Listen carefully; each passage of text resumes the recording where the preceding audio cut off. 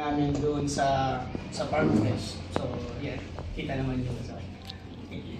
Thank you, Coach. Gretchen, this is your first win as an Akari Charger. Ano lang na-feel mo today?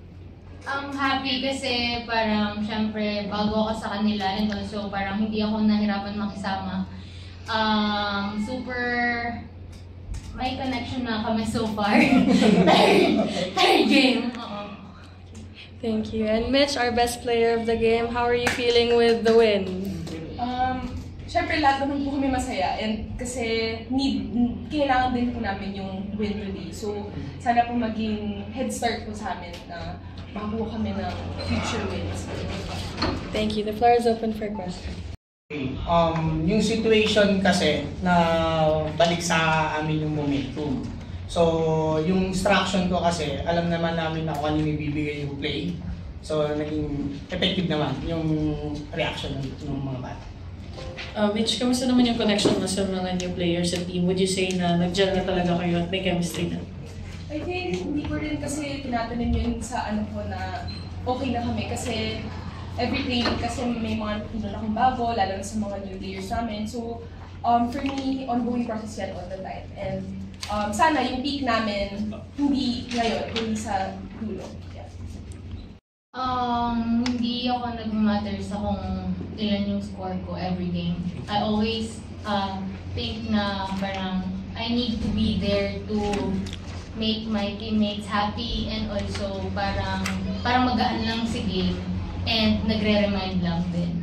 And thank you din sa coaches kasi parang hindi sila nagsasawa sa amin. I know na yung team na to meron talagang future. Coach, sa blocking ko, naka-11 blocks yung Akari, tapos yung kalaban niya point talaga na yung net defense is one of yung gusto niyo talagang pag-inihan. Yes. Not just this game, but for the rest of the Yes po. Kasi after namin previous 2 games, talagang nag-focus din ako sa pattern namin sa blocking kasi yun ang kailangan namin. And then, yeah, bonus na yung mag-block point or ma-rebound.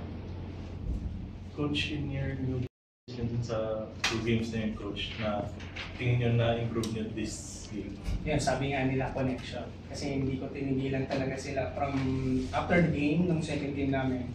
Lahat ng training namin, more on connection when it comes to attacking and receive to center. Napag-usapan din natin, Coach, yung target nyo this conference. No? Yeah. Siguro, Coach, paano lang nakakatulong tong win na to sa moving forward dun sa goal mo? Well, talagang gusto namin manalo this game nga kung gusto namin talagang pumasok doon sa top 4. Kasi ito yung parang decision making ng team. Pag natalo talagang down na down yung team. So, nanalo nga kami. So, high moral yung team.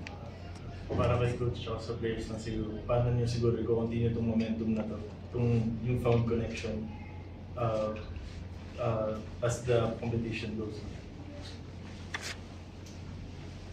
Yun nga, parati kong nare-remind sa teammates ko lalo na pag nasa loob ng court na focus lang talaga. Kasi pag once na mawala man kami, I mean distractions, doon kami magsisimulang magbatak-batak. So ayun, focus lang talaga kami sa goal namin and as a team.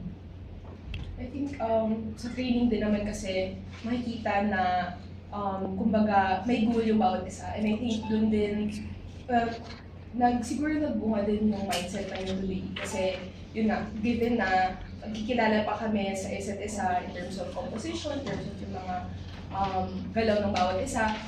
At the end of the day, depende rin yun sa kung same ba kami ng pupuntahan, same ba kami ng goal. So, lumabas naman siya and I guess yun, marami pang kami matututunan sa bawat isa na pwede namin maayos pa and para mas manalo pa kami in the future games.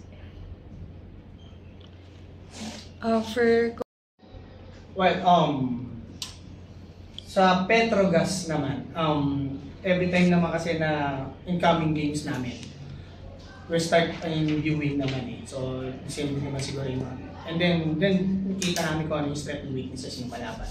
So, sa time doon kami when it comes to tactical. Yun nga. Hindi ko siya masyadong iniisip kasi the more na mag-focus ako na hindi kailangan manalo kami next game. Nawawala kasi ako. So parang kung ano lang yung mga kumbaga stock knowledge ko.